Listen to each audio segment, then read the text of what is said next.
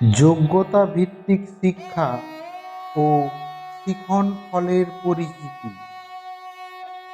প্রতিলিপি। নমস্কার প্রিয় শিক্ষার্থীবৃন্দ, আপনাদের স্বাগতম। আমরা যোগ্যতা ভিত্তিক শিক্ষা ও শিখন ফলের ধারণা, এর প্রয়োজনীয়তা ও গুরুত্ব এবং যোগ্যতা ভিত্তিক শিক্ষার দিকে অগ্রসর হওয়ার জন্য ভারত সরকারের গৃহীত উদ্যোগসমূহ সম্পর্কে জানব।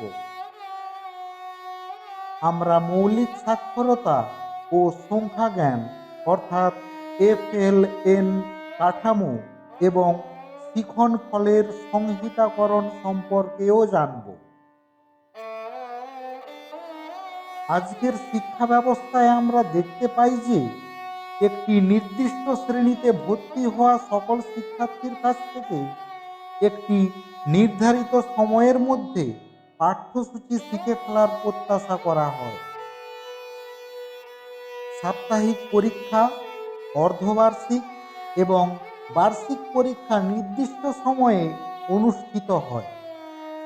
বেশিরভাগ পাঠই পাঠ্যপুস্তক ভিত্তিক এবং শিক্ষকদের মূল লক্ষ্য থাকে নির্ধারিত পাঠ্যসূচি শেষ করা। পুরো শ্রেণীকে একই ধরনের নির্দেশনা দেওয়া হয়।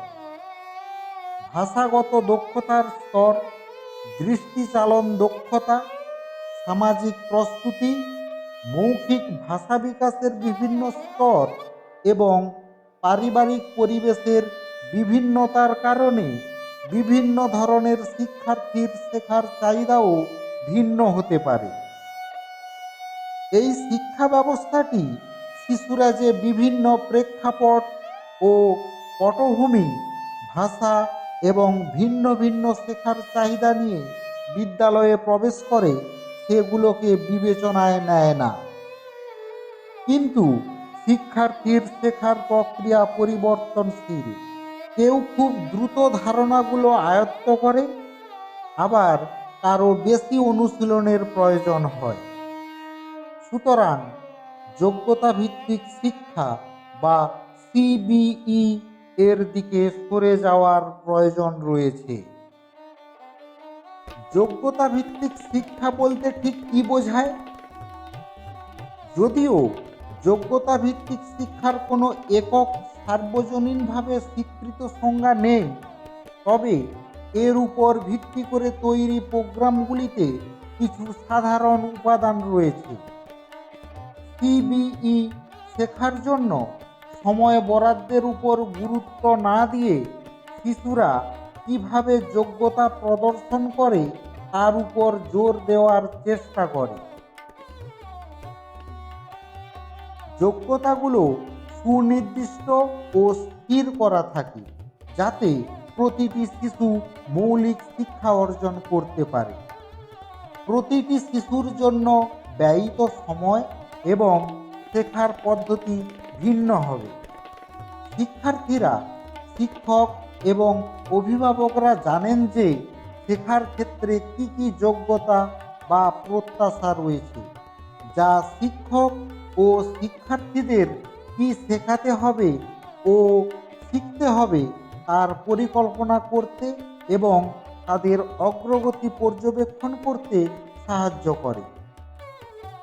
নির্ধারিত যোগ্যতাগুলো শিক্ষার্থীদের মূল ধারণাগুলো বুঝতে, অর্থপূর্ণ সমস্যায় জ্ঞান প্রয়োগ করতে এবং প্রাসঙ্গিক দক্ষতায় পারদর্শিতা অর্জনের সহায়তা করে। CBE-তে শিক্ষার্থীরা জানে তাদের কি শিখতে হবে এবং কিভাবে তাদের মূল্যায়ন করা হবে। শিক্ষার্থীরা যখন কোনো অসুবিধার সম্মুখীন হয়, তখন শিক্ষক ও শিক্ষার্থীরা মিলে সমস্যাটির সমাধান করেন।